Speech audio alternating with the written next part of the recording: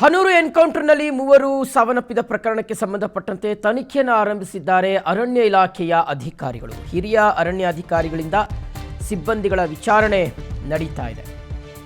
ಹನೂರು ಎನ್ಕೌಂಟರ್ನಲ್ಲಿ ಮೂವರು ಮೃತಪಟ್ಟ ಪ್ರಕರಣಕ್ಕೆ ಸಂಬಂಧಪಟ್ಟಂತೆ ತನಿಖೆಯನ್ನು ಆರಂಭ ಮಾಡಿದ್ದಾರೆ ಅರಣ್ಯ ಇಲಾಖೆಯ ಅಧಿಕಾರಿಗಳು. ಮೂವರು ಸಿಬ್ಬಂದಿಯನ್ನು ವಿಚಾರಣೆಯನ್ನು ನಡೆಸಿದ್ದಾರೆ. ಎನ್ಕೌಂಟರ್ ಸಂದರ್ಭದಲ್ಲಿ ಇದ್ದಂಥ ಸಿಬ್ಬಂದಿಗಳ ವಿಚಾರಣೆ ಆಗಿದೆ. ಕಳ್ಳಬೇಟೆಗೆ 2 ತಂಡಗಳಾಗಿ ಸಿಬ್ಬಂದಿಗಳು ಹೋಗಿದ್ರು. ಸಿಬ್ಬಂದಿಗಳು ನಮ್ಮ ಸಂಪರ್ಕದಲ್ಲಿ ಇದ್ರು ಅಂತ ACF ಮರಿಸ್ವಾಮಿ ಅವರು ಹೇಳಿದ್ದಾರೆ. ಸಿಬ್ಬಂದಿಗಳು ನಮ್ಮ ಒಂದು ಕಾಂಟ್ಯಾಕ್ಟಲ್ಲಿ ಇದ್ದಾರೆ. ಸೊ ಅದಕ್ಕೇನು ನಾಪತ್ತೆ ಆಗಿರೋದಿಲ್ಲ. ಸೊ ಇನ್ಸಿಡೆಂಟಲ್ಲಿ ಯಾವುದೇ ರೀತಿ ಮತ್ತೆ ಅಹಿತಕರಗಳ ಘಟನೆಗಳು ನಡೀಬಾರದು ಅಂತ ಅವರು ಎಲ್ಲ ಸೈಲೆಂಟ್ ಆಗಿದ್ದಾರೆ.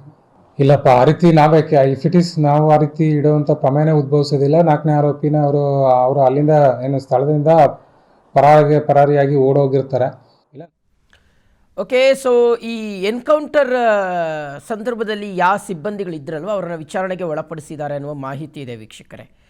ಅಂದರೆ ಈ 3 + 1 4 ಜನ.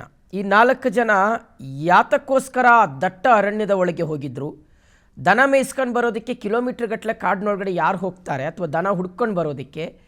ಸೊ ಯಾಕಾಗಿ ಅಲ್ಲಿ ಹೋದರು, ಅವ್ರ ಹತ್ರ ಏನಾದರೂ ಅಂದರೆ ಈಗ ಸಚಿವರು ಹೇಳಿರೋ ಹಾಗೆ ಜಿಂಕೆ ಮಾಂಸ ಏನು ಸಿಕ್ಕಿದೆ 2 ಬ್ಯಾಗ್ನಲ್ಲಿ, ನಿಜಕ್ಕೂ ಅದು ಸಿಕ್ತಾ, ಎಲ್ಲದನ್ನು ರಿಕವರ್ ಮಾಡಿಕೊಂಡ್ರು, ಮತ್ತು ಆ ಸಂದರ್ಭದಲ್ಲಿ ಇವರನ್ನು ಹಿಡೀಲಿಕ್ಕೆ ಹೋದಂಥ ಸಂದರ್ಭದಲ್ಲಿ ಅವರು ಯಾವ ರೀತಿಯಾಗಿ ಇವ್ರ ಮೇಲೆ ದಾಳಿಗೆ ಮುಂದಾದರು, ಇದೆಲ್ಲದರ ಬಗ್ಗೆಯೂ ಸಹ ಮಾಹಿತಿಯನ್ನು ಕಲೆ ಹಾಕಲಾಗಿದೆ.